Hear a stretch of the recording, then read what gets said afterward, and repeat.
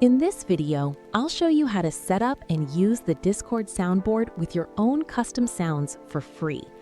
In 2026, every server gets 8 free sound slots by default, and you don't need Nitro to upload or use them. To get started, you need to be a server owner or have managed server permissions. Click your server's name in the top left and go to Server Settings. From the sidebar, select Soundboard and click the Upload Sound button. Now choose your audio file. For a smooth upload, make sure your file is an MP3, under 512 kilobytes, and no longer than 5 seconds. Once it's uploaded, you can give it a name, pick a related emoji, and even adjust the default volume for everyone in the server. Hit Upload to finish. To use your new sound, just join any voice channel in that server. On desktop, click the Open Soundboard icon.